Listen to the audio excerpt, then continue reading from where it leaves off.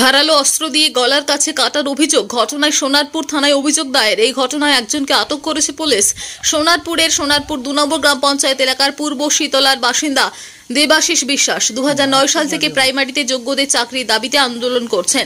2009 south 24 Pargana বঞ্চিত চাকরি প্রার্থীদের কনভেনার রাত্রি 10টা নাগাদ বাড়ির সামনে রাস্তায় গুগল মিটে অন্যান্য আন্দোলনকারীদের সাথে মিটিং করছিলেন। সেই সময় এই হামলা কোনো রকমের নিজেকে রক্ষা করেন তিনি। খবর পেয়ে ঘটনাস্থলে আসে সোনারপুর থানার পুলিশ। দেখুন, কালকে আমি বাড়ির বাইরে দাঁড়িয়েছিলাম। আমাদের ফোন কনফারেন্সে ছিলাম।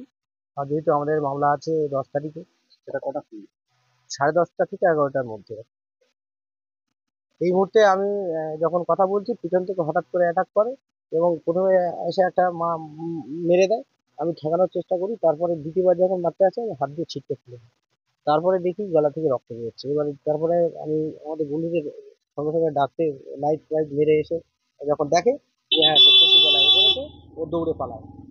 তারপরে ঘন্টাখানিক পরে আবার পুলিশ এসে ওকে অ্যারেস্ট করে সোনারপুর থানায় নিয়ে যায়। আমি ঠিক জানি না, আমি তাকে চিনিও না, তাকে জানিও না।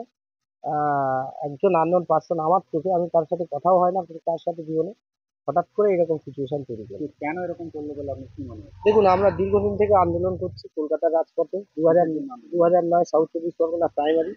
তো আমরা এটা মনে করছি যে এটা একটা আতঙ্ক, যে অবশ্যই আমার উপরে অ্যাটাক হয়েছে। এর আগেও অ্যাটাক হয়েছিল একবার, কোর্টের সামনে একবার অ্যাটাক হয়েছিল, সেক্ষেত্রে থানাতেও জানানো আছে। আজও আমরা কমপ্লেন দিতে যাচ্ছি। কেন মানে আপনার উপরে অ্যাটাক করাটা কেন? সেটা তো আমি বলতে পারছি না কেন করছে। আমরা সত্যি কথা বলছি বা আমরা এই প্যানেল নিয়ে লড়াই করছি, কোর্টে দুর্নীতি প্রমাণিত হচ্ছে, হয়তো সে কারণে আমাদের সন্দেহ হচ্ছে। কারা করতে পারে? এটা এখন পর্যন্ত আমি কোনো আন্দাজ করতে পারছি না। কারা করছে, কেন করছে, কি কারণে করছে, সম্পূর্ণ অজ্ঞাত। কি চাইছেন আপনি?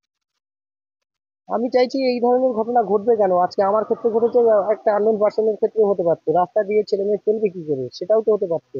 এবং আমাকেই বা টার্গেট করা হলো কেন? এতগুলো মানুষ থাকতে আমাকেই টার্গেট করে গলায় ছুরি চালাতে আসছে, এটা তো একটা মারাত্মক বিভৎস ব্যাপার। মানে কোথায় বাস করছি আমরা? আমরা মামলা করছি বলেই কি আমরা অ্যাটাক হবো? দেবাশিস বিশ্বাস, 2009 সাউথ 24।